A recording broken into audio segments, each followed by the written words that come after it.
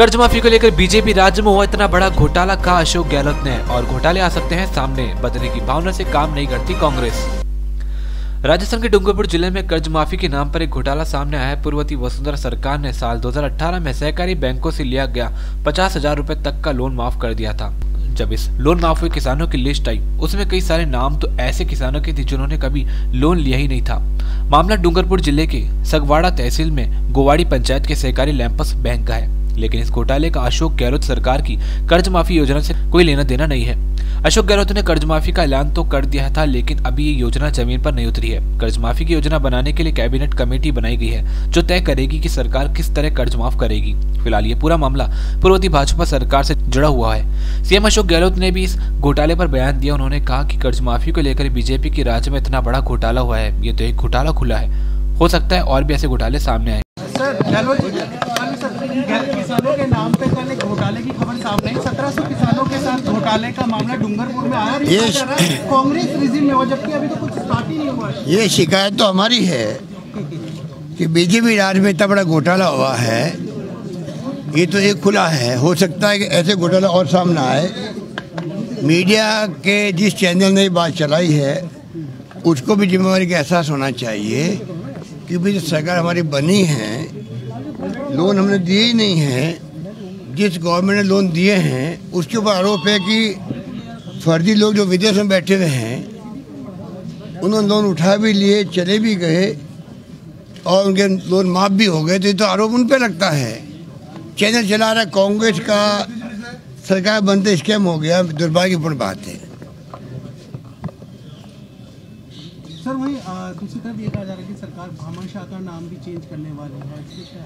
अभी तो भैया सरकार में एक कैबिनेट मीटिंग हुई है। हमारा कोई पूर्वाग्रह नहीं है, बदले की भावना से हम काम करते नहीं है। इतिहास गवाह है, कांग्रेस जब जब सत्ता में आई है देश के अंदर, चाहे केंद्र में राज्यों में, हमारे पास फालतू कामों के लिए टाइम नहीं होता है। हमारी सोच सकारात्मक होती है। वो लोग बदले की भावना से काम करते हैं। कानून अपना काम करता हुआ अलग बात है, उसको तो कोई रोक नहीं सकता, रोकना चाहिए। कानून अपना काम करे, उसको रोकना भी गलत होता है। बाकी हमारा कोई पूर्वाग्रह नहीं है। अभी तो हमने फैसले लेने शुरू किए हैं। परसों रैली हो रही है, राहुल गांधी जी आ रहे हैं। इतने बड़े फैसले हमने किए हैं। जो राहुल गांधी जी ने कहा था कि 10 दिन के अंदर अंदर हमारी सरकारें कर्जा माफ़ करेगी, वो हमने कर दिखाया है। लोगों को राहत मिले। आत्महत्याओं की जो बदनामी हुई राजस्थान में, भविष्य में नहीं हो, ये हमारा ध्येय होना चाहिए। हम उसी ध्येय को लेकर आगे चल रहे हैं। इसीलिए सीसी बैंक के अलावा भी नेशनलाइज्ड बैंक भी है, भूमि विकास बैंक भी है, ग्रामीण बैंक भी है। इन सब के 2 लाख के कर्ज माफ़ करने का हमने फैसला किया है। हमारा ध्येय यही है, गुड गवर्नेंस देने का। उसी समय हम आगे चल पड़े। स्वाइन फ्लू एक चुनौती बन रहा है। स्वाइन फ्लू हर 3 साल के अंदर एक साइकिल चलती है, जो WHO भी कहता है कि हर 3 साल में साइकिल चलती है। उस पर इसका उठाव होता है। फिर भी हमने टीमें भेजी है, पाली में, जोधपुर में, सब जगह भेजी थी और पूरी मॉनिटरिंग हो रही है। फॉर्चुनेटली जब स्वाइन फ्लू शुरू हुआ था तो एक भी लैब नहीं थी राजस्थान के अंदर। एक डेजर्ट मेडिसिन सेंटर जोधपुर के अंदर है, केंद्र का, एक लैब वहाँ पे थी। वरना हमारे जो सैंपल होते थे पूना जाते थे, दिल्ली जाते थे। आज स्थिति है कि तमाम सैंपल की जांच 24 घंटे में है। अधिकांश संभागीय मुख्यालय पर, अधिकांश जगह पर लैब खुल चुकी है। इस प्रकार की व्यवस्था कर रखी है। डॉक्टर्स लोग बहुत इसमें सचेत हैं, मॉनिटरिंग कर रहे हैं।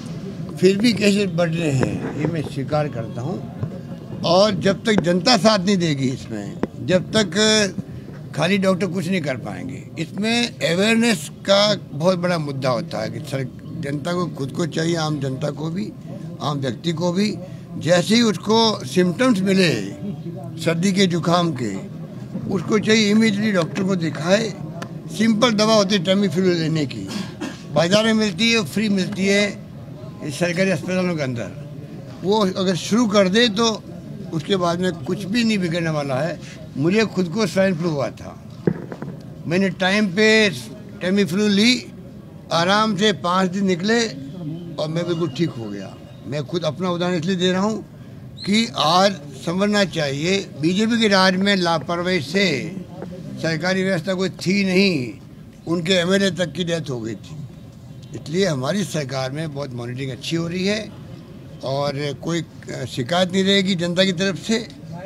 और बाकी जनता, मैं समझता हूँ कि आम नागरिकों को चाहिए कि वो इस पर ध्यान दे और अपने आप को अलग रखे। कोई शिकायत है तो जिससे कि दूसरों को नहीं फैले।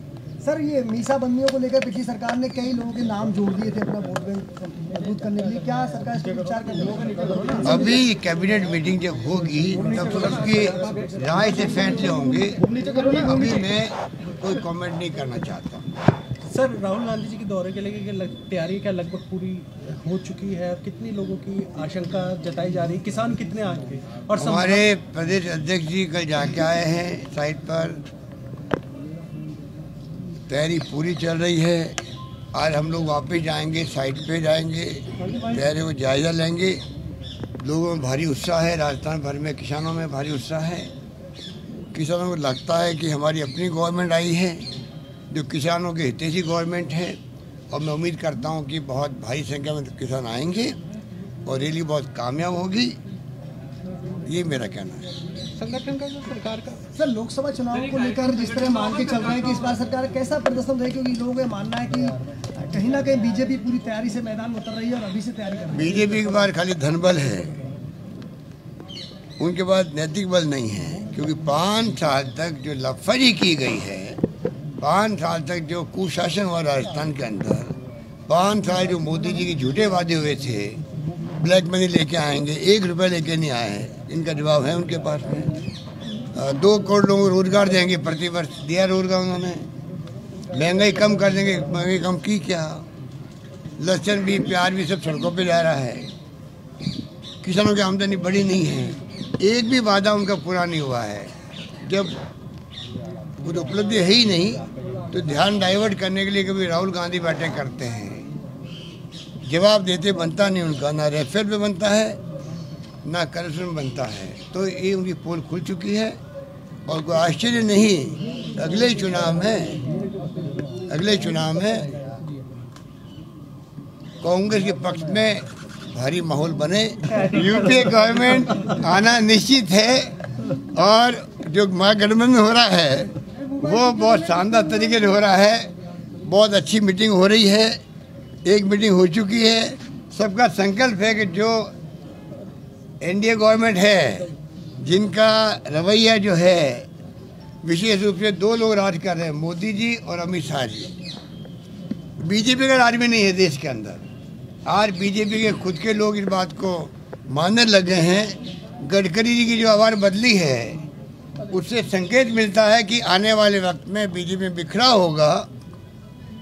इनके पार्टनर लोग छोड़ के जाएंगे कि वो समझ चुके हैं कि खाली बातों से काम नहीं चलता है, ठोस काम कुछ भी नहीं हुआ है।